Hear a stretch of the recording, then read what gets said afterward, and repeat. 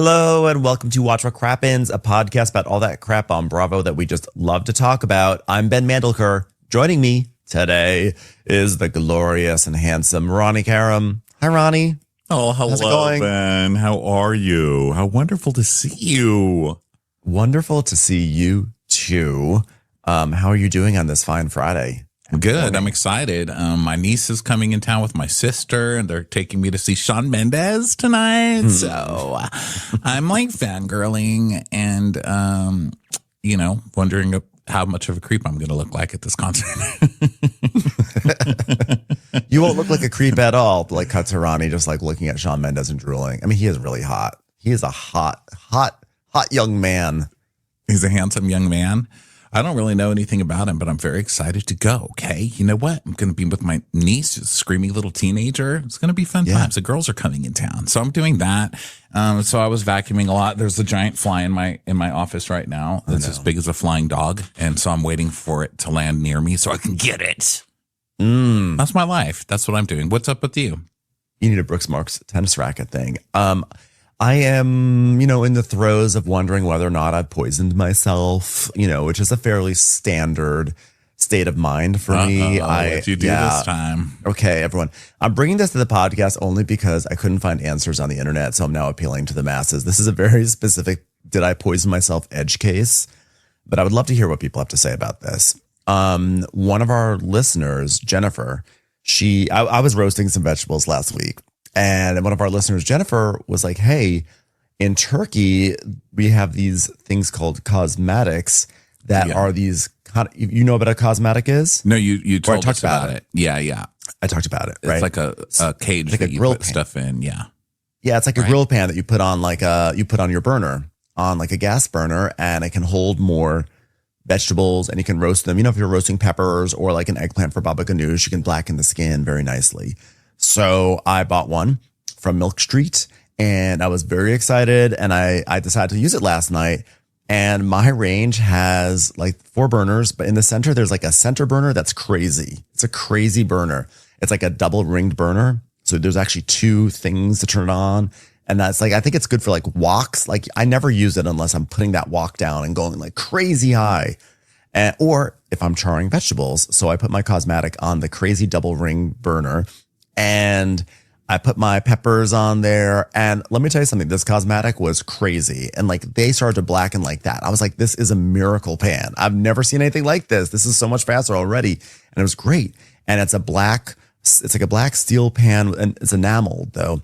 And like, I noticed within like 4 minutes that some parts of it started to glow red, like glow red and orange. And I was like, I was like, is that just part of the cosmetic experience? And then I started to think, maybe it's about to melt. It's like molten metal. And I have the things I'm about to eat, like directly touching it. So then I got scared and then I lowered the temperature, but I still kept doing it. But I was like committed to it. I was like, I'm not pulling the peppers. Yeah, I got this pan. I got this new pan from Milk Street. I got the pan. I'm seeing this all the way through. So then when I eventually removed the peppers, I noticed that in the black charring areas, there were some areas that looked almost like blue, like a chemically blue. And I was like, did the enamel melt onto the peppers? Was this a chemical reaction? Is this like normal? I messaged Jennifer, as she is now my queen of cosmetics. And she said, actually, that happens all the time when I just char like peppers on a grill. Like it'll be black, but sometimes you even see like this kind of bluish thing. But I'm still like very concerned that I did something chemically to my peppers. And I want to know from the masses, will I be okay? Are you dying? Am I dying? I guess we'll know by the end of this episode if you're like bleeding from the eyes or something. You never know. I mean, it could be a good Halloween episode. We lose Ben during a Miami recap. Just watch him bleed away. I did cool down the cosmetic and it looks kind of weird now. I think it clearly like is not meant for that high of a flame, which I feel like what sort of grill pan are you that you can't deal with like any type of flame? But I think if you don't smell something bad, then you're okay. And I know people are going to bring up carbon monoxide, but whatever. You can kind of smell carbon monoxide. Make an effort. Yeah. So the pan looks kind of like weird now. It doesn't have that nice, clean, like black, sleek enameled look anymore. But I'll post pictures I would love to get the advice of maybe a chemist or a smelter. Thank you. Come to our Instagram and tell Ben whether or not he's dying. Okay, everybody. Well, if you want these recaps on videos, we are on Crappens on Demand. If you want our bonus episodes, this week was a Southern Charm trailer. Super fun. That's also on Patreon. And Mondays, we do Amazon Lives at 4 p.m. Pacific time. And every other Monday that we're not doing that, we do Crappy Hour. So this coming Monday will be Crappy Hour. And that's going to be at 5:30 p.m. Pacific time. You can find that for free on YouTube, Instagram, and our Patreon. Free all places. So join us for that. That's where we talk about Bravo headlines, and you guys come talk to us about whatever you want to talk about, ask your questions and all that good stuff. And today is the end. It's a very sad day because it's the end of Miami season 7. And it's been a great season. It's been a hilarious season. It's a season that is absolutely tanking in the ratings, which sucks. They're getting series low in their ratings. But that might just be overnights. That might just be overnights. It is overnights. That's what I read. I read ratingsbravo.com or at ratingsbravo on Twitter. Overnights mean nothing. Overnights mean nothing. It's all about like the live +7s. It's also like engagement. They don't care about overnights. Like let's be in a space of praise for Miami for a wonderful, wonderful season. Let's remind people that this is the best. I am shocked, though. I am shocked by the number of people who, when I say, "Are you watching Miami?" they'll say, "Oh, I haven't started that one. I really mean to." Or like, "I'm a few episodes behind," which usually means you've watched one episode this season. When people say I'm a few episodes behind, that means they haven't watched anything. Or like one. I know that because that's what I say when people ask me about things like, like The Bear. Any other TV show. The Bear. It is with The Bear. Honestly, it is what I do. I'm like, I'm a few episodes behind. I've watched season 1. Dip on season 2. Thank you. Yeah. But like for real, I mean, it's shocking. It's shocking that people sleep on Miami. Like it's crazy. Yeah. It's the best. It's the best. And it's the best one to sleep on because it's the bounciest. They've got the most fillers out of any. It's the best. All right. So here we are, season 7, episode 20, reunion part 3. We pick up where we left off last week. Larsa has just, we've seen a clip of Larsa making a comment about Lisa in Milan because she's like, "Oh my God, like if your dad's like sick, like we're even like in Milan, like why aren't you like by your dad's side, like?" Well, Gina from Provolone Cheese says Larsa was harsh by saying you should have been in Milan with your sick father. Remember that? Well, you know what? Let me tell you something. I'm going to get emotional. I get so emotional, baby. Okay, give me a fucking tissue. Give me a tissue. Okay. Nobody knows what I had going on with my father and my history because I haven't talked about it. And my dad would have wanted me to do that. He would have said, Lisa, fly to Milan and walk in a shitty fashion brand show. Okay? And that's what he would have done. That's what he would have liked from me. My dad loved Zara. Lenny! So she's crying because everybody's piling on her, and nobody even asked her how she was doing with her father. And Kiki's like, I did. And Marisol's like, well, I'm sure I did. Well, not a full-fledged cast member. Not a full-fledged cast member. Friend of is fine. Let me finish. Alexia, when your mother died, not only did I have empathy for you, but I wore a bright green dress for no good reason. And then after that, I had a whole party for you at my house that you weren't able to make. Because remember when they had like, apparently Lisa did have a nice celebration of life for Alexia's mom at her house. But remember before then, everyone showed up in like black at like some memorial thing. And Lisa showed up in bright green. Everyone's like, Lisa, why are you dressed in bright green? Lisa shows up in like a bikini and heels, you know? And we see a clip of this party where Marisol's like, everyone needs to take a big cig for Nancy. These are our favorite cigs. So they all take selfies with cigs or something. And then Lisa's like, yeah, I even made everyone wear your mom's red lipstick. I mean, no one's been that creepy since Louis on Real Housewives of New Jersey. I did that for you. I did it for you. Oh, so we're comparing grief. Okay. All right. Well, you're not comparing grief. You're comparing the reaction to someone's parent dying. You selfish ass. Yeah. I think actually Lisa does have a point, which is like Alexia, when things like this happen to Alexia, she is justifiably given the space to mourn it and and go back to it and use it to explain all her emotional reactions to things throughout the entire season. But with Lisa, they're like, get over it. But I also think the reason why they say that to Lisa is because Lisa has been kind of playing, again, whether justifiably or not, she's been playing the divorce card for like a few years now. And I just think that people don't want to let her have cards anymore because she's been able We've seen what you do with the cards. You're no longer playing cards. She's like at the casino. They've like, you've been counting the cards. You're out. Your divorce is annoying. So your dead dad is going to get in the back seat. Okay. I think that's kind of is that. Because they've had to like over index on sympathy for the divorce. And so now they just don't have capacity to like feel bad for her when she never even talked about her dad and when talked about how her dad she had no relationship with her dad. And now suddenly they have to like hold space for her now in a way like when it's like, where did this come from? I'm not saying that they're right. In fact, I think that like they may even be wrong, but like, I think that's why they're just kind of like, okay, too much, Lisa.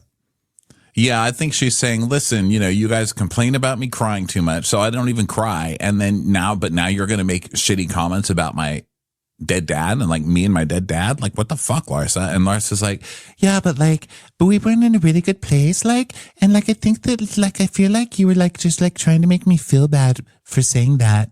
Yeah, you should feel bad for saying that. What the fuck is wrong with you? What's wrong? It's like, you see what you did there? I wanted to make you feel bad. You're piling on me. You're piling.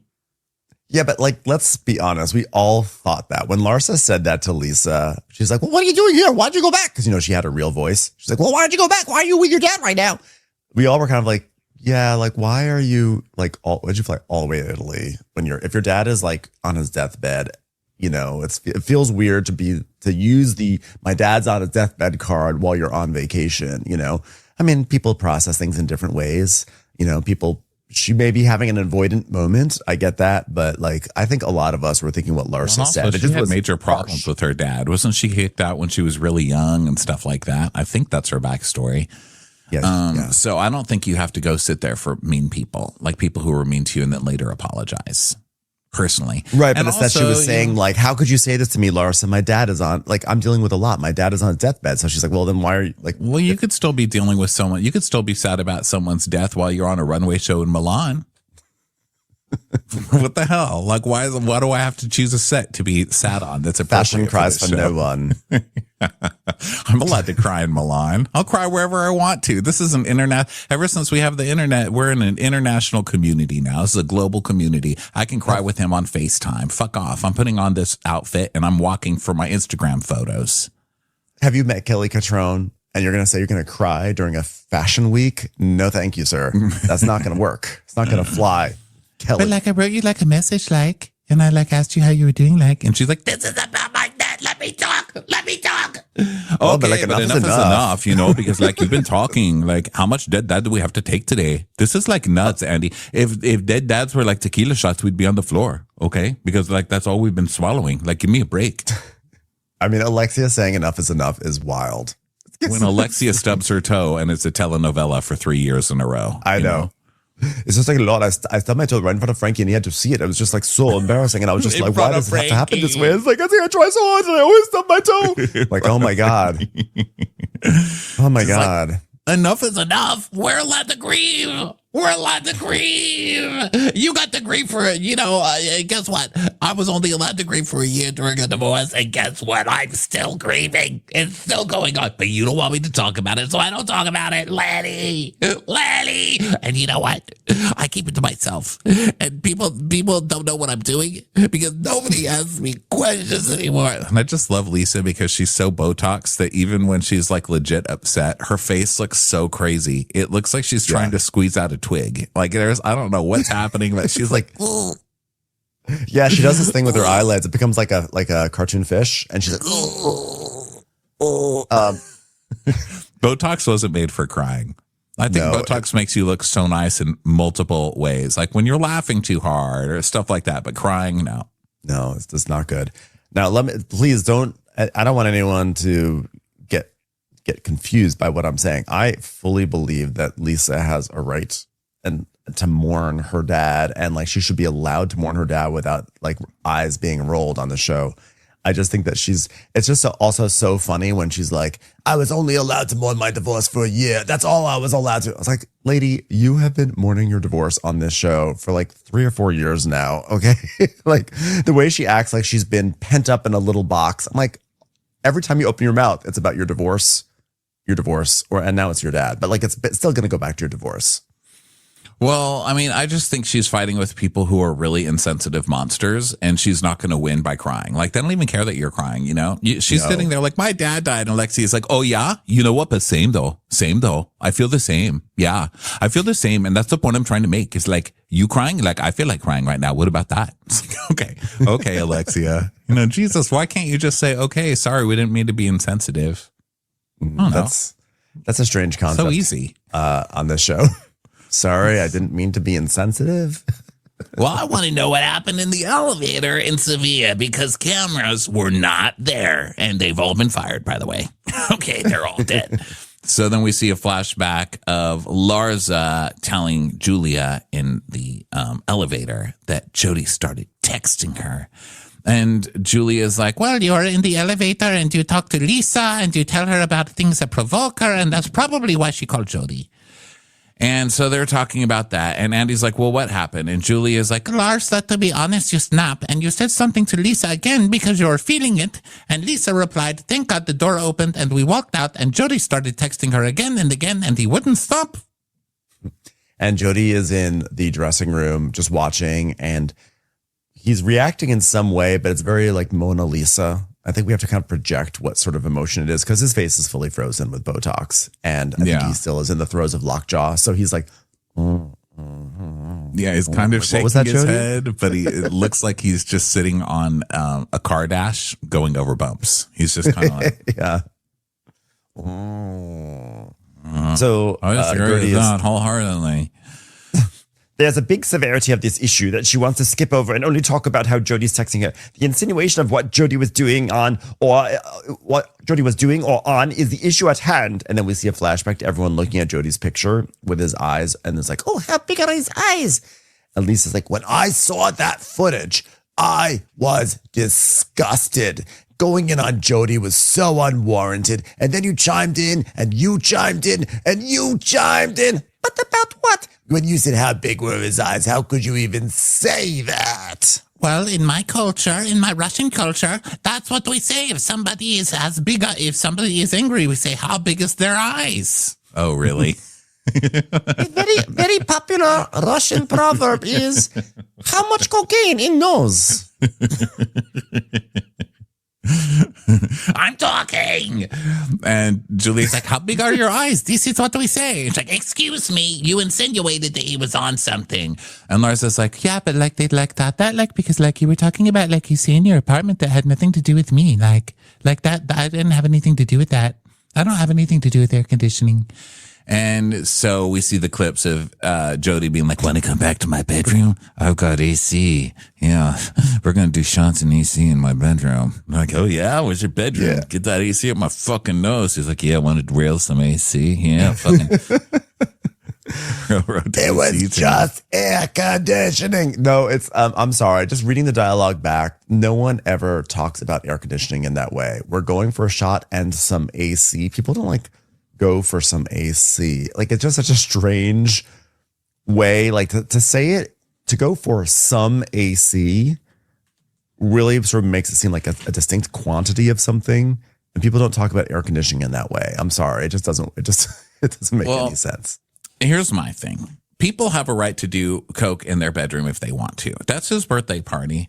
I mean, they're saying that it was so hot in the apartment and the AC was in a smaller room so they could cool down or whatever. So whatever. But I think they're allowed to go do coke at his party if they want to.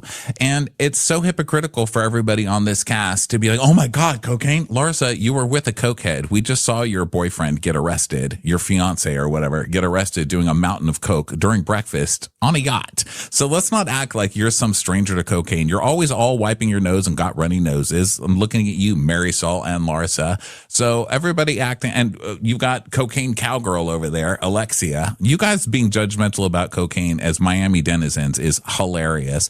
And also, Jody's face always looks like a crazy cokehead's face. It's just how he was drawn. Yeah. Justice for Jessica. cocaine users. It's time for a commercial. It's time for a Crappens commercial.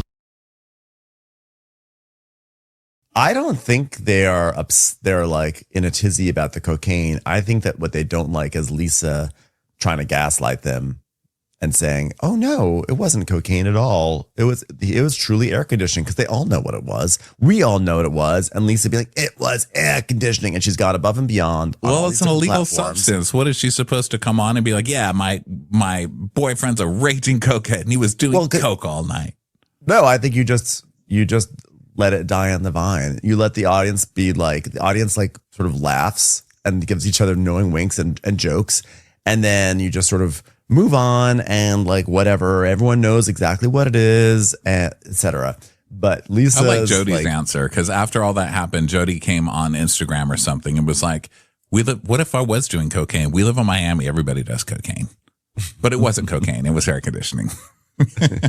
That's a good answer, actually, because it's sort of gives like a little like, you know, it sort of takes the teeth out of the accusation. But I think it's that like Lisa is so adamantly defending this air conditioning situation that they just don't want to deal with that bullshit. And Gertie's a good friend too, because she's like, yeah, they needed the air conditioning because they were cooking steak at the house and it was very, very hot. So you know what? You need to say sorry, Larsa, because you fucked up. You know, I'm sorry for not unfollowing Marcus. My bad. I should have done that. I wish I did. But you have a lot of things that you should be saying sorry for. All right, well, what do you want to apologize for? Well, where should we begin? I don't know. That's on you, because you're the one who said just a lot to apologize for. You know I wasn't expecting to get this far in the conversation. I know all she had to say was what I just said, accusing my husband or my boyfriend of doing cocaine. But she just gets lost. She's like, wait, I got to name things? All right, hold on. Let me think of things. This is the part where Alexia interrupts me and I don't get to talk for the next 45 minutes. Oh, I have something to say. Me too. Me too. Yeah, that's how I felt too. I feel that way too, and I kind of feel it in a bigger and brighter way because I'm like a star. You know what it is? It hurt me and Jody's relationship. We've had nights where, I don't want to give you that much power, but we have nights where we almost broke up over it. Thank God we had cocaine to make it fun again, honestly. Could you imagine if that happened? Imagine Jody talking to his bros like a year later, sitting at the bar, sad, tears in his beer, and like, hey man, what's going on? It's like, the one that I love, she got away. What happened? Larsa Pippen. Oh man, sorry about that. Yeah. Larsa Pippen accused my air conditioning of being on cocaine, bro. We had to break up. It was because of his reputation. That's why. It was his reputation. Yeah, because his reputation was on the line, because of the problems. Wait, let me ask you a question. If you could apologize to Jody backstage, would you do it? But look, I don't want to make like my friend upset anymore because like I feel like this is like gone on. I feel like for far like too long. Like I'm not gonna apologize to Jody. Like I'm not gonna not apologize to Jody to make my friend happy. But so like I'm not gonna apologize. Not gonna. Does that mean I'm gonna apologize or that I'm not gonna apologize? Me too. That's how I feel too. I like this, bro. I like this. This is good. Let's get some cockies. I was just looking up Jody's job because I forgot what he actually does. I guess he's a tech entrepreneur. Looks like he has a job called Postalize, which I don't know what that is. Is that like a way to like revolutionize, innovate, like Post-its or something like that? But I'm looking at his LinkedIn. Posting lies is kind of like Housewives' bread and butter, so he fits right in.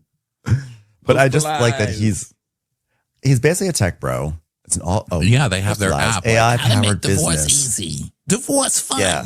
Making divorce fun again. Introducing the world's first proactive relationship management. I guess it's something with AI, with law firms, whatever. You're meaning to tell me that essentially a tech bro entrepreneur in Miami, like his reputation is going to be ruined because he was accused of doing coke in the bedroom. Yeah. What, a tech bro? Never a tech bro in Miami. His reputation. Nobody thinks tech bros do coke. So now we talk about vacations and how Lisa missed the plane and had to take a bus, a train, a taxi, a subway, a hike, a bicycle, every plane, train, and automobile possible to get to Sevilla. And how she was talking about, like, It's so difficult as an immigrant. No one understands what it's like when you don't know the language. and so Andy's like, babe, how long have you lived in Miami? And she's like, 16 years, almost 17. he's like, and you don't know a lick of Spanish? She goes, Yes, I do. Like, hold on. Hola. Bienvenido a Miami. Like, Lisa, that's crazy. I mean, look, I get it. I mean, I've been in Los Angeles for like 24 years, and you know, I haven't picked up that much Spanish, but I've tried. And like I every now and then I hop on like Duolingo and I start doing like Spanish lessons, etc. Like at least I attempt. But I don't think that Lisa camisa es azul. Su camisa es azul. Su camisa es azul. I've made a lot of proclamations about who has apples. People don't realize this, but it's like Sally tiene un manzana. Sally everything is about manzanas. Everything. Tell me you haven't gotten past chapter A-. I have gotten like they really need to change up Duolingo though. You're right. Because everything is like the man is wearing a blue shirt and Sally has an apple. Like, I don't give a fuck about Sally's apple. Tell Sally to get a ding dong. Apples are no way to live. And the way they say it to you, as if they say it like they're divulging a secret. Like, Sally has 3 apples, and you're like, okay, it's like she likes yellow. I'm like, oh, okay. He doesn't like yellow. I'm like, oh, okay, fine, all right, I'll relax, I'm fine. Starting conflict. And no, there's like gossiping about like these children. Starting conflict between Sally with an apple and the guy in a blue shirt. Yeah, I definitely think I can sort of like. No, I can't read Spanish necessarily, but I can sort of like futz my way through reading it. But in terms of me, even just now sitting here being like, oh, let me create, I honestly can't sit here and create a Spanish sentence for you. Like the boy likes apples. I could read it and I could translate it, but I couldn't say it. I'm like confessing all my Spanish. Yeah, well, that's okay. I'm sorry, everyone. I can't articulate it. You're forgiven. All right. Any volunteers to teach Lisa some Spanish? And Kiki's like, I volunteer. Okay, I know how to say this. Dildo, dildo, dildo, dildo. Dildo, dildo. That's a Spanish. No ponga tu pinga on mi chocha. And he's like, okay, does that mean don't put your dick in my... I love Andy grilling Lisa about not picking up a lick of Spanish when Andy has like clearly spent last night memorizing his like opening lines. He's like, hola, mi amigos. Sua est ladies. Yeah. But it's funny because people only know Spanish based on what they need it for, right? So like a lot of people will know it like to boss people around. Like if you work in, kitchens and stuff like that where a lot of Spanish is spoken, you know how to be like, por favor, necesita más platos and, la mesa 20 or whatever. So you know how to say things that you need to only to get by. And I love that Andy clearly doesn't know Spanish, but he knows all the dirty shit. He's like, oh, wait, you want to put your dick in my butt crack? Wait a second. You want to swallow my load? Sounds great, Daddy. I have a nice reserve. Knows how to say hola, He's like, hola. I can say I have a nice little reserve of Spanish from like 90s pop songs, like that one song that was like, I got no tengo dinero, caballero, so can you help me out?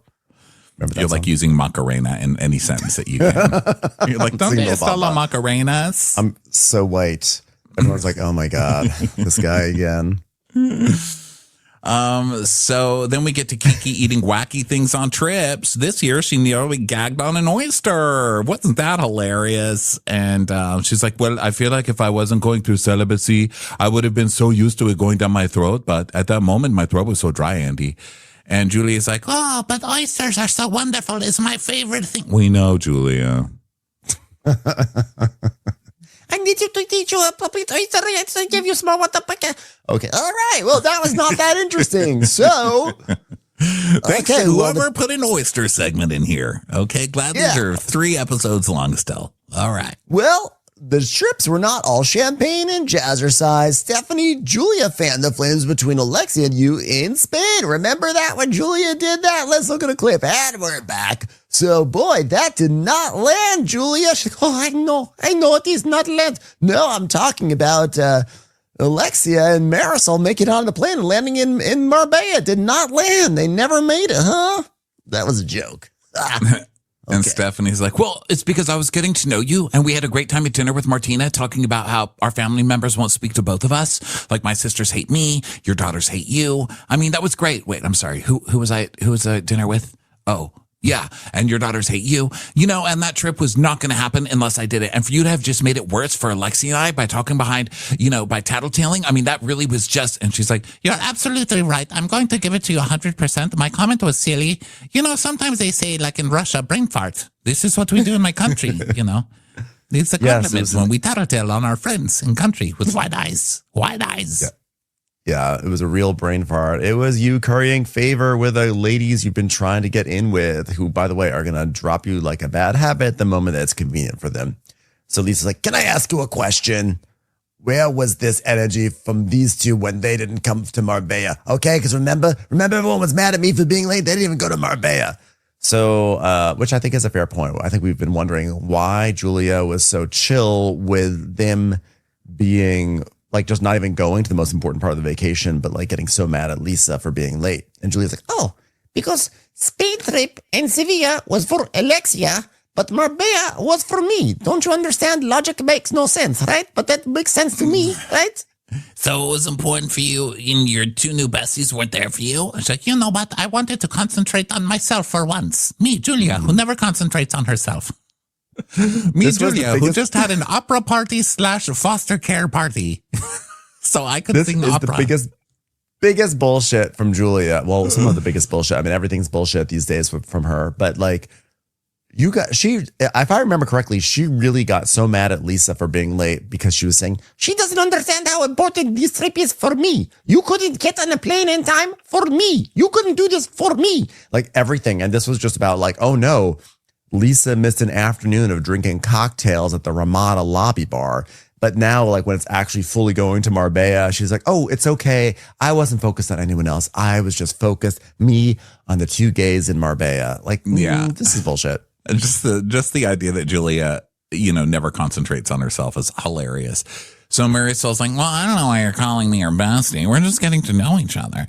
But I wanted, thanks a lot. But I wanted to ask my friends to be godfather. And that was my point. I would want my friends to be there with me. Absolutely. I would want, but they were not. So what can you do?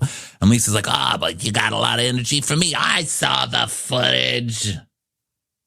I personally think actually a bigger question is where, like, you nailed Gertie to a cross for not getting onto a Zoom in time, and yet these two ladies just full on skip out on what you call one of the most important days of your life. So I don't understand that. Is this where Stephanie yells? Where she's like, wait, can I talk for a Yes, this is out of nowhere. She's like, she's silent, and then all of a sudden she acts like she's been talked over. Everything's like just typical banter, and then she's like, can I talk for a damn minute? Like, whoa, Stephanie. But I want to clear the air from this horrible misconception. Is it really that bad to fly on Shoma Air with the rules? Did you have fun, or like was it that crazy? Oh my God, it wasn't just your rules about not pooping on the plane. It was that you were threatening to leave half the cast off of the plane once you were already there. You little fucking what's the short person who gets mad? The short person who gets mad? Not who just said Napoleon? You little freaking Napoleon. Yeah. Who's the one who just said imp on Bravo? Oh, was it? It was Stacey. Stacey called Ashley an imp, which I thought was so funny. Imp. What was so funny is that Stephanie is like, everyone shut up. Like she screams, like she has this really salient point. And then she's like, can we all agree riding on Shoma Air was pretty good? It was fine, right? I was like, that's why you halted everyone to say that? So, we see footage of them on the plane dancing, and it was really great. And Marisol's like, listen, Stephanie, it wasn't about the rules. When we sat down to do the plane layout and we're deciding, we're going to put Kiki in this room far away from Adriana and all that stuff, I started to feel like everyone's going to be, it sort of feels like solitary confinement. You're calling so many shots. I didn't like it. And she's like, well, have you been on a private jet? Because there's no solitary confinement in a private jet. Well, the way that you were drawing out that thing, it looked like you were shoving people in their own private rooms where they were not going to be talked to. You were the one who made the drawing. And Lexi's I think there's like, also yeah. an element of, I think of Stephanie was 100% on a power trip. We all agree. And I think there was also an element of like, not only was she on a power trip, she's in no position on this cast as a newbie to be on a power trip. Like if Alexia had done it, I think Marisol would have been like, this is a great plan. I mean, wasn't it just like a few episodes prior that they literally split up into 2 yachts, which is kind of not that different. Be like, okay, this person goes in this yacht, this person goes in this yacht. We got to keep these people away from each other. So like, they're not opposed to micromanaging a luxury travel experience. Yeah, but I that's think true. But I do think that they are different because Stephanie is and was on a power trip, but it was that she's a newbie on a power trip and they don't like some new person coming in and saying, this is how it's going to be. I think you're right. I think Marisol and Alexia are like, I'm not going to be bossed around by this newbie. Let's show her who's boss and not go on her stupid trip. Right. Yeah. It's like the freshman telling the senior how to act. Yeah, and they're also wrong in that when Stephanie did that, they could have just said either right then and there when they were with Stephanie, listen, Stephanie, dividing people and threatening that they can't come back on the plane is just really uncomfortable. Like, I don't want to get stuck in Marbella. I don't want to get stuck in Marbella if you're going to kick half the people off the plane. Like, we'll just take a train or something because I don't even want to deal with this. Like, you're being annoying with your plane. But they don't. You know, they slink off and then they don't say anything and then they try and power trip her by just not showing up and writing some snotty little text. And that's where Alexia and Marisol go wrong because they're obviously being mean girls. And then Marisol shows, even though Stephanie kind of deserved it, you know, but then Marisol shows up like, what I do? We just didn't want to go. Instead of having the gonads to just say, I didn't like what you did and I didn't like your attitude and that's why we weren't going to go. We thought you were being a little fucker. So yeah. And I think that also like this is where Marisol gets the reputation of being a manipulator because like you said, she should have said at that moment, hey, Mighty Mouse, this is all great, but this is just not the way we should really be conducting it. Let's just all go have a good time. Let's not worry about it. We'll keep each other in check. This is not the way we act as a friend group. But by her just nodding and then the next just like being non-confrontational and saying, we're not going to go. And then it is a little bit of a power play by her and Alexia. And that is inherently a manipulation. If you are not participating in order to sort of elevate yourself or to create separation between you and someone you think is acting crazy. And now there is a narrative that Stephanie was being crazy with the plane. You've now manipulated a situation, whether it was like super intentional or not. That is what you've done. And it gets worse because Stephanie's like, well, it also hurt me that from what they said, you tried to convince everyone not to go. She's like, no. And Adriana's like, yes. She's like, no, there were only 3 of us together. And Gertie's like, such a liar. She is such a liar. And so Alexia's like, well, we said maybe we shouldn't go on your plane under that circumstance, but we would still want to be there for Julia. So we were going to take a train to Marbella. That's what it was. We were just going to take a train. So it wasn't personal. Then why didn't you take a train? Get trains. Then why didn't you take a train? Especially if you're saying so much that Marisol made it sound like they decided to hold back because Alexia needed like a private day. If you're on a train, you're going to have a lot of time to chill out and talk and have a private time. So that's kind of bullshit too. Like you don't say you were going to take a train and then you don't even take the train. If you were going to take the train, you would have taken the train. Well, and the point was you guys just didn't communicate with her at all. Instead, you just like gave her the silent treatment and didn't show up and sent her some little shitty text like right at the last second, you know? Yeah. They're jerks. So, and Stephanie kind of deserved it because she was being a jerk. Like I would have been the Alexia and Marisol in that position, but I would have said, you're being mean and I don't want to go on your stupid plane if you're going to like, you know, make me feel bad about it. Commercials. Here comes one right now.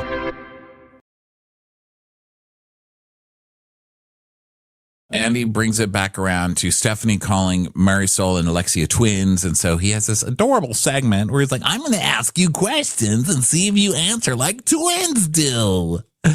I hate it. So they do that. And so they do that. Is Kiki's dad hot or not? They're like, hot. Does Jody have Furby eyes? And everybody just kind of cringes because it's just like Lisa's just crying that you guys are making fun of her. This is so Andy. She's like, please stop bringing Jody into it. And he's like, does Jody have Furby eyes? Yes or no? Because he's a gigantic cokehead. Yes or no? They're too nice to say anything, to say yes. They're like, all right, is Stephanie spying on her parents? Creepy or cool? And they're like, what? what are you even talking about? It's like, oh, it's a reference to like one passing comment in a confessional from earlier in the season. And so they had to show it. And Stephanie's like, oh my God, I didn't spy. I just set up their cameras. This is outrageous. Oh my God, I'm like America's favorite right now. So yes, they're twins. It's official. They're twins. So, all right. Okay. I want to move on to Cake Gate. Kiki, the equation you wrote on the cake was 32 times 2 minus 5 equals 59. Larsa, you can come back to us. She gets a little confused when math gets involved. Okay. All right. Welcome back, Larsa. Sorry, that was scary like. Did you know how that was going to land with her calling Adriana old? And Kiki's like, well, now that I look back at it, it does look mean. And I heard Ratchet in that moment, okay? And my instant pushback was, you're too old to be talking like that because I'm the type that I'll just hit you where it hurt. But to be honest, it was not coming from a malicious place, blah, blah, blah. And so Adriana's like, oh my God, do you think it's easy to age? Oh my God. You're talking to a Real Housewives cast and a model. Yes. Of course she knows how hard it is to age. Yeah, this is the wrong audience, Adriana. This is especially when you were like aging like magnificently and you're gonna be like, oh, do you know how hard it is? I mean, this is a lady who is literally pushing 60. She is gonna be turning 60 and she looks like fantastic. You're a stem cell in a wig. You look amazing. What are you talking about? So Andy's like, well, does your opinion change when you see that Kiki had no ill intentions? She goes, but it was hurtful nevertheless, because, at first I made it very clear. Gertie had even months before even offered to throw me a birthday party, and I never want a birthday party. I never celebrate my birthday, Andy, because I don't want to feel like that. I don't want to feel like someone you have to just buy a coffee machine for, And I literally, the last party I had, I was 15. It was my quinceañera. Oh gosh, I don't believe that whatsoever. In fact, I'm sure we could probably find some evidence of her having birthday parties over the past, 40 something years. I just think it's funny thinking of her like at 16 being like, no, I don't want a birthday party. Please, I'm being 16. Just kill me now. Oh my God. Are you fucking kidding me right now? She's talking about how old age, like she called me an old whore and I have old lady knees. She did that to me. And we see that yacht trip where it was basically an hour of Adriana being like, old whore knees, wrinkly old knees, stupid knees of an old crone. Maybe you should do something about your skinny knees, you old whore with your wrinkly knees. I still yell that at Bueller when he's like taking too long to pee or something. So Andy's like, okay, well, given how sensitive you are about aging, the word old, getting crow's feet, waddles, etc. It's like, please, Andy, no more. He's like, okay, well, do you think it's okay to come to come at Marisol about her old wrinkled knees? Can we get a close up of Marisol's knees, right? Because the camera just closes up on Marisol's knees and just stays there and keeps cutting back to them, which is hilarious. He's like, when she's showing off tonight, do you think that's hypocritical? Another shot of the knees. Can we draw some eyes on the knees and maybe a frowny face? America, in case you're looking, that is not the Game of Thrones map. Those are varicose veins on her knees. All right. So Adriana's like, well, the reason why I said it was my intention to hurt her. And I love how when Kiki says, I only called you old because I knew I wanted to hurt you. Like, I want to say the worst thing to hurt you. And Adriana's like, but it was hurtful. That was still so rude of you. But then when Adriana is called out for calling Marisol old, she's like, well, I wanted to hurt her. So I don't see what's wrong with it. Adriana's excuse is so funny. She's like, yeah, well, it was hurtful because it was supposed to be hurtful. That was the intention. She's like, I was removing myself from your presence. Well, it's not easy. You should know that. You should be a little more sensitive about it, about my age. Marisol's like, well, you didn't make it easy for me. I'm going to have surgery on my knees, literal surgery on my knees because you made me feel so bad about it. Can we get a close-up of my knees? And he's like, wow, can we get a close-up of that baseball glove that looks like it's been left out in acid rain? Marisol's knees. Okay. Hey, can we get a close-up of that conical Shar-Pei dog right there on the set? Oh, that's her knees. Never mind. I'm sorry. Can we get a close-up of this paper mache balloon? Oh, I'm sorry. That was Marisol's knees. Right. All right. Hey, can we get a close-up of that dried-up riverbed that sometimes fills up with flash floods? Oh, it's Marisol's knees. Sorry about that. And she's like, wait. Kiki's like, wait. Marisol said she's going to have knee surgery. She said that. Yeah, I'm going to have a knee procedure because I just feel so uncomfortable. Literally, the rest of the season, I wore pantyhose. Well, you shouldn't. And Andy's like, well, what procedure are you doing on your knees? Well, it's called Renuvion, and it's going to help me get knees. Because I'm really self-conscious about the wrinkles on my knees now. There's nothing wrong with your knees. Nothing at all. Nothing wrong. As we say in Russia, why are your knees so smooth? That is great compliment. Why are your knees open so wide? This is what we say in Russia.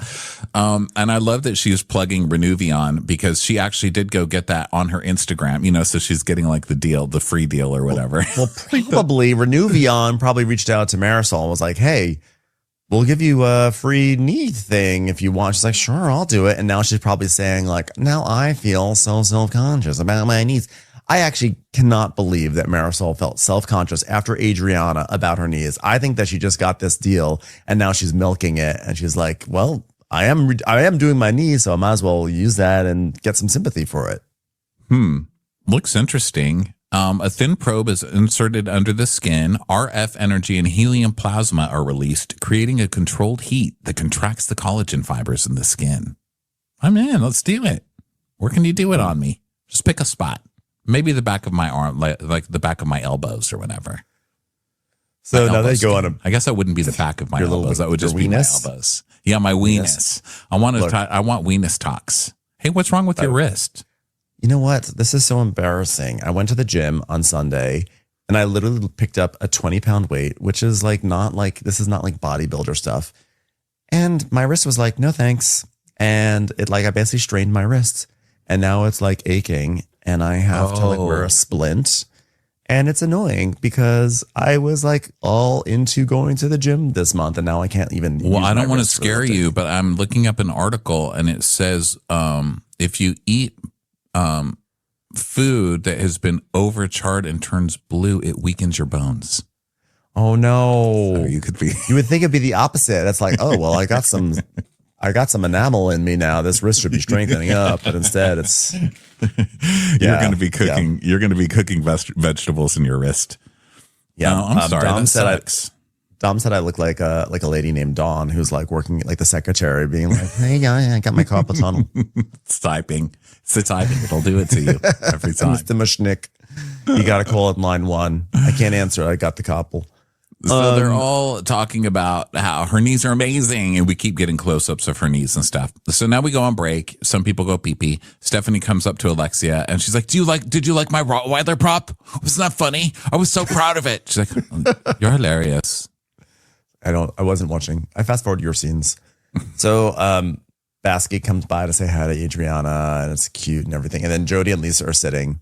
And Jody's like, you're killing it out there. You're doing a great job. You're absolutely killing it. I don't know what you said, but I just really wanted Lawson to own it and retract the accusations that were cast against, you because like, this is hurtful. You're like a businessman. So Larsa comes in, knock like. Hey, Jody, how are you? Can I sit X, Y, and Z? Thanks, I'm going to sit okay, guys, Jody, I know, you don't know, my history with, Lisa, and we've been, such good friends, and, I've gone through so much together, for instance, there was the time, where I, listened to her for, 3 years straight about, her divorce, and then there was, also the time where she didn't, care about me, and I just have been, a great friend to her, it's just gone so south, and I just felt you know what I'm saying? It's just, it's been really tough for me, so I just want to say that I'm, really the victim in this, and if you want to apologize to me, that'd be great, Yeah, but that was a lot for him. He didn't want to be part of a circus. Yeah, but Lisa, why didn't you call me then?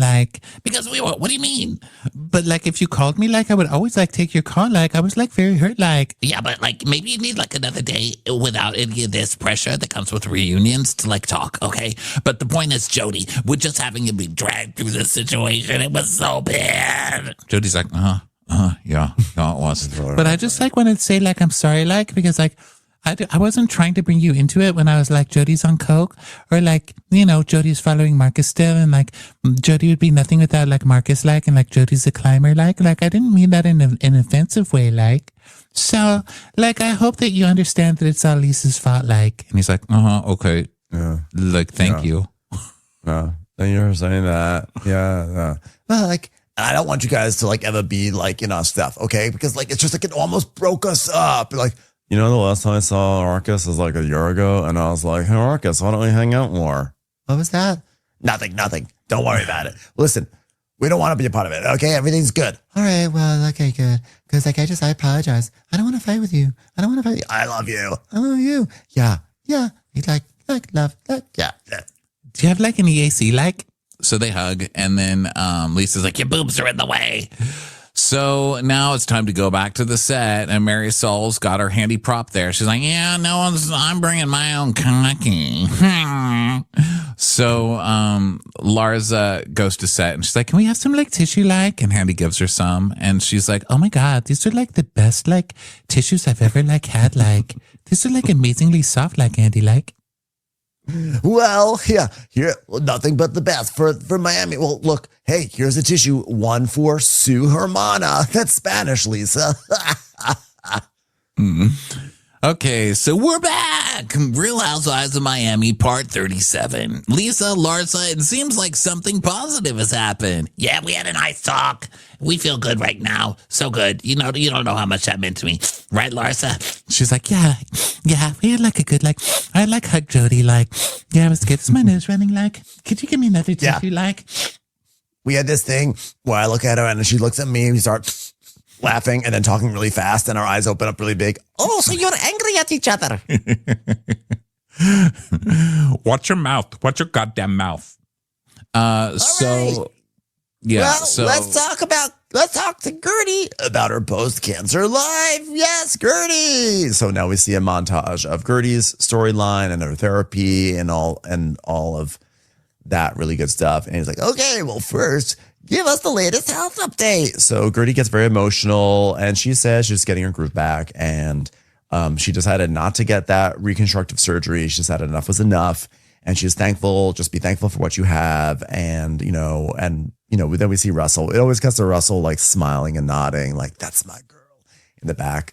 And she talks about her therapy and how she talks about that. The story of how she came to America and then was essentially kind of abandoned while her parents went back to try to like bring the rest of the family over, and how it gave her lots of like abandonment issues. And so he's like, well, do you think there's a connection with the feeling of being abandoned as a child and what happened with Julia? What do you mean? Well, like being abandoned. But what do you mean? Like as a friend from Julia, Julia abandoning you, basically. She's like, oh, okay. Well, that's maybe abandoned. It's not the right word, but like degrading. That's how it felt, degrading, because like, I like the symbolic gesture of like, this is like, it's traumatic. It was very traumatic, Andy. It was traumatic. She's like, I'm sorry, Gertie. Again, I made you feel this way. It was not intended. I lost my cool and I'm so sorry I made you feel that way and brought you back the pain you felt as a child. She's like, thank you.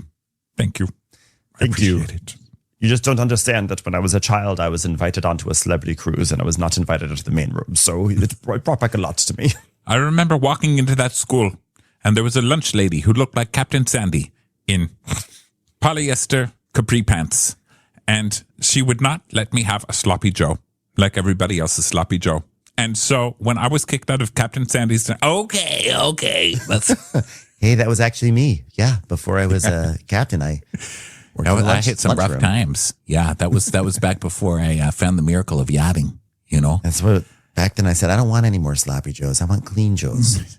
I'll tell you what. I don't miss the hairnets, but I do miss refusing to give little girls I don't like sloppy Joes. So, so her wife. Baby, Captain Sandy's wife, whatever her name is. Baby, hi, baby, you're so cute, Leah? baby, but like in a sexy way. Yeah, Leah. Leah posted on Instagram. Someone asked her, like, what the hell was this? Why didn't you guys let Gertie sit at your table? And she's like, baby, this is like so ridiculous, baby, because like Julia wasn't even at our table. she was at another table.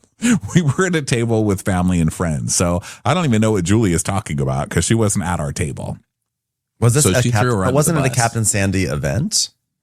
It was like some Captain Sandy event on the boat, but Julia did have tickets to come with Martina, but it wasn't at Captain Sandy's table. Julia's making it sound like there was only so much room at Captain Sandy's table, and that's why they didn't have Martina. And then when they asked Sandy about it on Watch What Happens, she's like, oh, this situation's just so silly, Like, I mean, basically, there were only a certain number of places at the table, but, the way I am is that anybody can just pull up a chair at the table. Like, she avoided the question instead of just being like, well, she wasn't Martina, so we said no, which is probably the truth.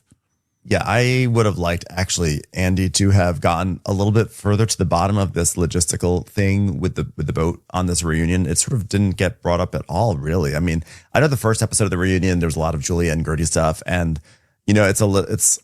when Gertie gets really upset, she really can. She's like Angie K, like, and Lisa Barlow. They just start sort of word vomiting, and you kind of can no longer really have good questioning, I guess you could say.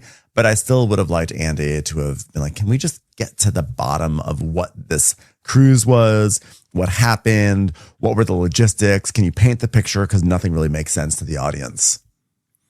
Yeah, what's the point of bringing it up if you're not going to get into it? It's a reunion. Yeah. Come on.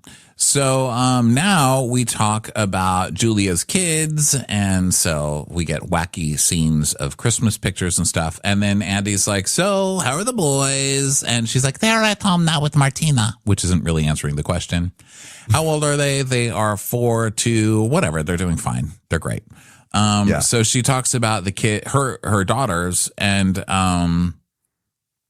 it happened so fast that they didn't get to talk to the daughters about it. And Andy's like, so they felt replaced? And she's like, well, in the beginning, probably. Also because I was calling the boys by their names. Because, I was looking at the boys as replacements for my daughters, but I didn't want them to feel replaced. He's like, okay. Yes. So daughters did not like that we named the boys New Vika and New Emma. But since that was point of contention, we changed their names. Which I thought was very nice of us. And she's like, teenagers, but they know I want to have a big family. And so Vika has met the boys. Emma has not, but they FaceTimed. So has she come around? And she's like, oh, yes. She's younger. Emma's younger, so it's harder with her. Okay, well, Papa from Can You Hear Me says, Julia, I have so much respect for you adopting these boys, but you and Martina are older. Have you talked to your girls about raising the boys? And I think that question was probably rephrased to be nicer, because I think it should have been phrased like, you all don't have much time left, and you're forcing these kids, your kids, into raising these new kids after you die, right? Right. We did, and we are family, and the girls will be there. They're their brothers, so that goes without saying. And the daughter's like, hello, we gallivant around Europe now. We are not stopping everything to go to Florida to raise 2 children that just suddenly dropped into our lives that we now have to call our brothers. Yeah. And Julia's like, no, they're going to love it. No. So Marisol, rumor is you're looking to sell Mama Elsa's house, which I don't think anybody cares about, except it's a chance to get in a Mama Elsa clip, which is so exactly. good. Mama Elsa just walking around the house with her giant fan going, lonely again in this lonely house without family, without anything, all on my own, talking to nobody about nothing. Wow, well, I know, Marisol, you're in communication with Mama Elsa. What does she think about you selling your place? Well, I don't think she's really attached. And then Stephanie's like, wait. What do you mean you're in communication? Wait a second. You can talk to your dead mom, but I can't even talk to my twin sisters? Like, this isn't even right. How is a dead person willing to speak to you more than the living people are willing to speak to me? This is crazy. Well, Riley from Not Candy Burris's house says, Marisol, I know you wished your mom could have been there to see you marry Steve. You know that, like, Elsa's like, oh, I saw it from heaven, and believe me, I fell asleep 5 times. So what do you think that Marisol would have said in her Mother of the Bride speech? She said, oh gosh, you would love Steve. That's not the answer. The answer is, what would she say in her speech? And I think it would go something like, oh, Marisol, find somebody else to marry her. I don't know how she did it, but she did it. To me, she is like toast without butter. But some men still will eat her anyway, because men, they eat. Speaking of, is it time for dinner? Well, she was a blushing bride for the third time, and even though Marisol claims she has a lovely colon, some kind of think she's an a-hole. Ha! Ha! Ha!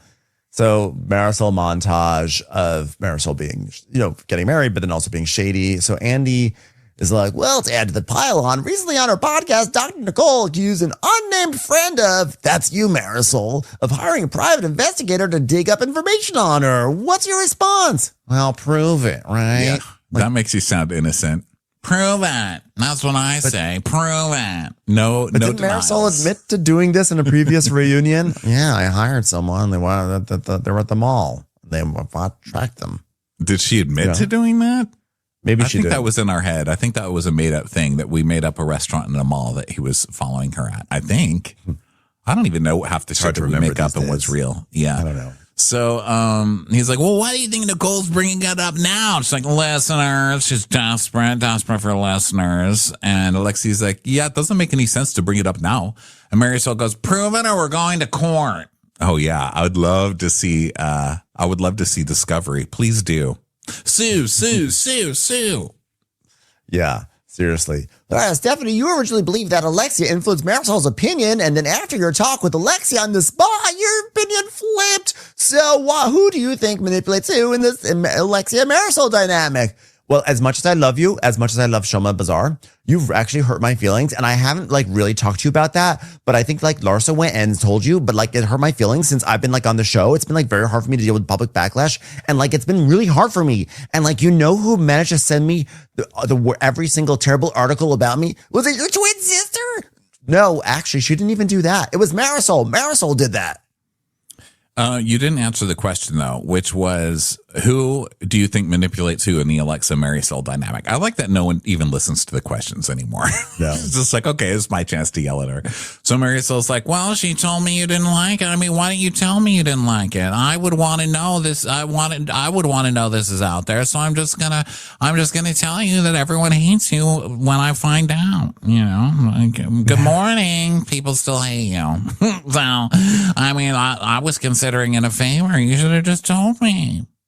Marisol sending shitty headlines to Stephanie is so hilariously nasty. I mean, and then she acts like, no, I'm just trying to help her. What an underminer. Wow. Talk about toxicity. Yeah. Oh, this is manipulation. That's manipulation right there. This is slander. And Stephanie's like, everyone tags me every day I go to bed. This is thinking the worst idea of my life. I'm getting hounded by everybody, the press, everyone's making fun of me. Well, I wish you would have told me that. I mean, I knew everybody was making fun of you because I was sending you the headlines. Those headlines were good, too. Those are really good. Listen, you know what? You try and give someone a good smile every day and look at the thanks that they give you. Look at the thanks. Can I say something? Honestly, I think I know what it is like. So Marisol thought when you were going to come on into the friend group that you and her and I and Alexia, we're all going to become really close. You're going to be the rich one. And then I'd be the one with the hot boyfriends. And then they'd be our two old aunts. And then is there anyone else in our group? I think that's just it. And we'd just be the best. But then you were friends with the not cool people. And that was really hurtful for her. So I think that's what happened I love that Larsa is basically saying Marisol wanted you as her friend, and when you were friends with everybody, she decided to turn against you. Just basically what Larsa just said. Yep. And Marisol's like, yeah, but I encouraged you to be friends with everybody. She goes, you did. You know what? And you guys don't believe me, but my lunch with Adriana, she told me you got to get to know everybody. And she goes, well, I said the same thing. No, you said the same thing. It's just I truly think that you got. Yeah, but she felt hurt because she thought your relationship was going to be solid and you know what? Can we get a close up of Marisol's knees? Because this is a sad part. Okay, I think your circle is very small and people don't know how sensitive you are. You know what I mean? Yeah. Hey, look, her knees are agreeing. Why are your knees crying? Your knees look very upset. Oh my God, it's that commercial for don't litter. Your knees are crying. So Andy's like, so do you think Marisol is a safe space? And Stephanie's like, I think that Marisol gave me absolutely good advice at the time on that Virgin Voyages. And she said, and I think it was great advice, which is there's no safe space to talk to anything about anyone, or anybody about anything. All right, well, there's no safe spaces at the final party as Marisol dropped a bombshell. And we see a flashback to Marisol claiming that she told Adriana to say wretched instead of ratchet as the reason, like she came up with this excuse. And Marisol's like, I came up with it. Wretched. Yeah, that was my big thing. And Adriana's like, no, wretched. That's the word I use. It was the context. Ratchet. And I mean, that's what I said. That's what I meant. Ratchet. WRETC. Ratchet. That's what I said. Like, oh God. No, did you mean to call Kiki Ratchet or Ratchet? Ratchet. That's what. But Ratchet or Wretched? Ratchet. And we see the we're not clip getting again, anywhere. and she clearly says ratchet. Ratchet. She She said does not say ratchet. wretched. Yeah. She does not say something close to it. It's ratchet. It's She blatantly said ratchet. Ratchet. Yeah. And she knows what she said. She's a smart lady. She brags. This is a lady who in another flashback, we just saw her say in a flashback on the yachts, was saying like, she's doing this so that way it doesn't absolve her of yada yada. She's using words like absolve. She's bragging about going to Harvard. She knows the difference. She knows the word wretched. She knows how to say the word wretched. She says the word wretched multiple times. She said ratchet at that moment. Yeah. And Kiki is like, but whether it was ratchet or wretched, whatever it was, I don't care. And Alexi's like, yeah, you know what? Kiki doesn't care. Kiki doesn't care. She said it right now. She doesn't care. Mm-hmm. So Adriana insists that she's not lying and everything. And they all start talking over each other. And Gertie's like, wretched is such a weird word to use. And so he goes, this is what everyone sounds like, a bunch of barking dogs. Am I right? Remember, should I get my prop out? That was such a good prop. We all like my prop, right? But why are you calling her and I had your back? You know, we don't need to argue about this because the definition and what she used clearly was not what Kiki was doing. She wasn't ratchet. She was miserable all day. So, you know, let's talk about the actual day. She was miserable, which would mean wretched, right? And Adriana's like, yes, the context. And so Kiki says, look, her question with ratchet is whether or not Adriana actually used that word. She doesn't think she's racist, but her question is, even if people take it that way, she doesn't care because she knows who she is as a person. That said, you've been fighting with Marisol since the Roman Empire, which is funny. And you never say ratchet to her because it's like another way of calling her old, right? So you've been fighting with Marisol since the Roman Empire. And you never say ratchet to her. You never say it to Julia. You never say ratchet to any of them. So why would you say it to me? Why only me? So Right.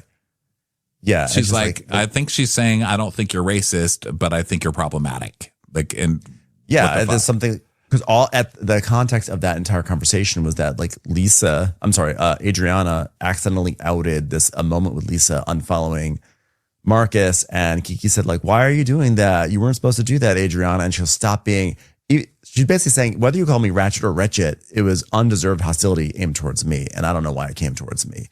So, I thought she was saying the word like you said, ratchet. You're calling the black woman ratchet, but you've never called anybody else that word. So why are you calling me? Well, there's that too. I mean, it's all of that.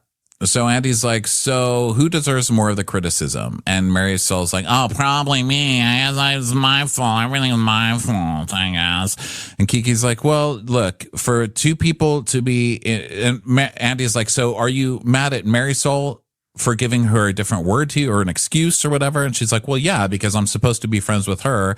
And then she's going behind my back to help Adriana, who's the biggest enemy. And Adriana's like, bingo.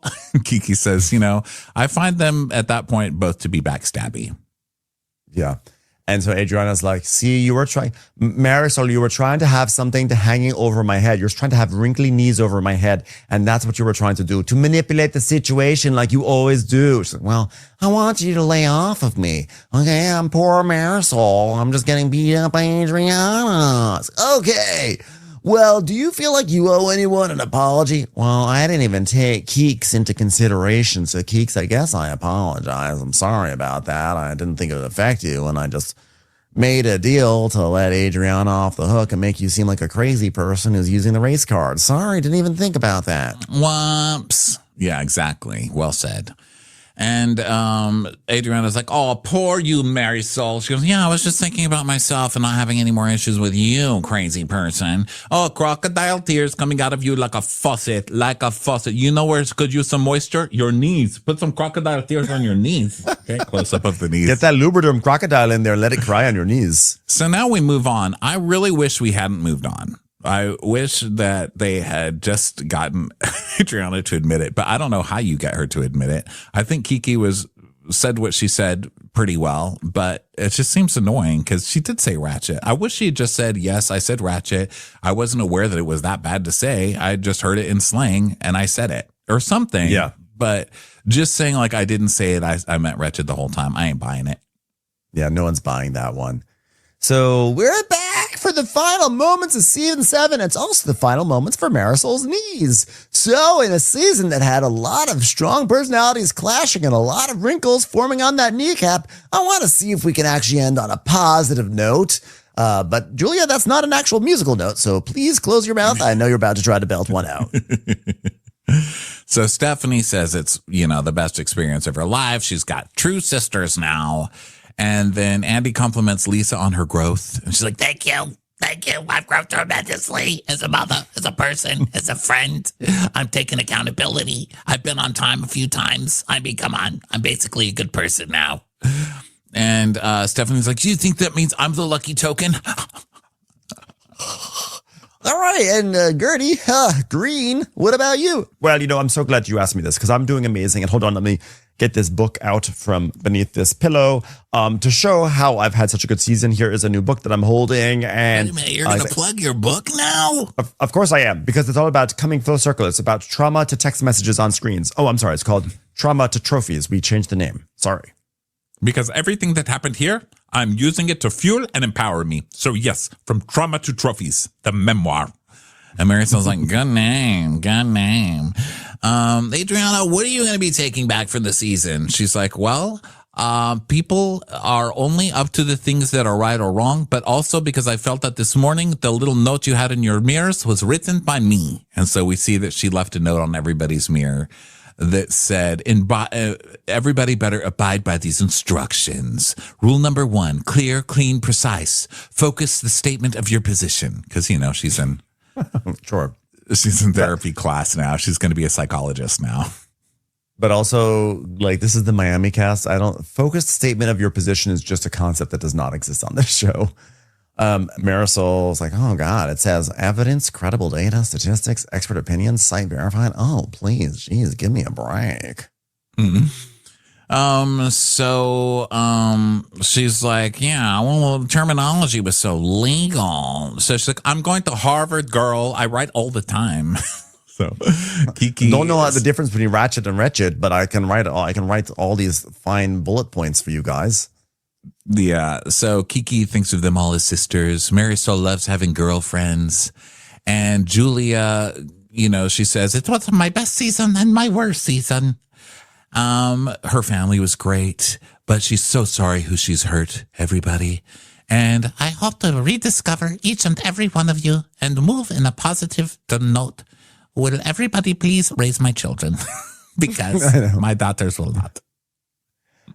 And Larsa, I feel good, I'm with my friends, and I feel we have such a solid friendship, and I have a new basketball player, and I could say something to make you mad, but even you, Adriana, if you ever call me, I'll be there for you. Anytime I see my phone light up and says, old lady that I know, I'll be it's Adriana calling, I gotta answer it, Old lady probably calling from landline. That's how you entered in my... Alexia, what about you? She's like, blinking Spanish, blinking Spanish, blinking Spanish, blinking Spanish. Okay. Well, who needs a cocky? Cheers, ladies. I want to thank you for an incredible season. Yo soy Andy Cohen, puta su chinga en mi boca. Okay? What do you mean your soy sauce? No, I'm not even going to bother explaining that to you, Lisa. You should know by now. And that brings us to the end of season 7 of Real Housewives of Miami. Oh. Glorious. What a wonderful show. I'm already excited for next season. Great work to everyone involved. Everyone from the people on the screen to the people off the screen. I salute you. You did an amazing job. Great work. And I'm ready. I'm ready for more Miami. Love your show. Okay. You know what? I would say Miami is the reigning champ of the cities, as in there's the suburban ones, which is ruled by Salt Lake City, and the city ones, which I think is ruled by Miami. That's my proclamation. I don't know why I felt like proclaiming it, but I proclaimed it, everyone. There you go. It's been proclaimed. Love the show. Love the ladies. Love you guys for listening. Thanks so much for being here. We will be back later on with Real Housewives of Orange County. And next week, Wife Swap starts. So join us for Wife Swap recaps. That should be pretty interesting. We will talk to you next time. Thanks, everybody. Bye. Bye. Watch What Crappens would like to thank its premium sponsors. Ain't no thing like Allison King. It's always a party on Allison Block. Our way is the Amber way. It's the Foster and the Furious. It's Amanda Foster. It's always automatic with Ashley Auto. Put your hands together for Carly Clapp. Get on the right foot with Chrissy Offit. She's not just a Sheila, she's a Daniela. Etchels. We never miss her call. It's Diane Call. Aaron McNicholas. She don't miss no trickolas. Hava Nagila Weber. You'll never hide from Heidi Eleanor Jones. I go, you go, we all go for Hugo. Jamie. She has no last namey. She's our kind of mess. It's Jennifer Messer. Sipped some scotch with Jessica Trotch. She's our favorite streamer, Caroline Peacock. Kristen the Piston Anderson. Get a bee in your bonnet with Lacey B. K Sarah, whatever will be, will Lauren Silsby. She gets an A from us. It's Lindsay D. Let's give a kisserino to Lisa Lino. Fresh as a daisy, it's Maisie McHenry. We love her on the rocks. It's Melissa Cox. Megan Berg. You can't have a burger without the Berg. This is Livin' with Michelle Vivian. I love ya, Olivia Williamson. She sure is swell. It's Raquel. Yes, we canna. It's Savannah. Cast a spell with Shannon Spellman. Let's share with Sharon Eldridge. Darn Skippy, it's Tippy. And our super premium sponsors. She's VVIP, it's Amanda V. Can't lose when you're with Amy Baldwin. Somebody get us 10 cc's of Betsy MD. We're taking the gold with Brenda Silva. Let's get real with Caitlin O'Neill. Put us on a stretcher, it's Charlotte Fletcher. Don't get salty with Christine Pepper. Can't have a meal without the Emily Sides. Who, what, why, where, and Gwen Pentland. Let's go into the woods with Guy Tubbs. It's our queen, it's Queen Latifah. Nobody holds a candle to Jamie Kendall. Hail the cork master, the master of the cork, Jennifer Corcoran. We got our wish, it's Jen Plish. She's not harsh, she's Jill Hirsch. My favorite Murdo, Karen McMurdo. She's a total knockout, it's Katie Manock. We love him madly, it's Kyle Pod Shadley. In the study with a candlestick, it's Leslie Peacock. Gee, it's Lisa H. We're ride or die for Lisa Ryder Barron. She's a whiz, it's Liz Sarthy. Always killing it, it's Lola Alkalani. The incredible edible Matthews sisters. She eases our woes, it's Melissa St. Rose. There's a chance of meatballs, it's Rebecca Cloud. Maximum love for Sandy Maximoska. She's the queen bee, it's Sarah Lemke. We cannot tell a lie, it's Sarah Telefson. Shannon, out of a cannon, Anthony. Please don't stop, it's Soli and Pop. Let's take off with Tamla Plain. We're obsessed doll with Tessa V. She ain't no shrinking Violet Kuchar. We love you guys.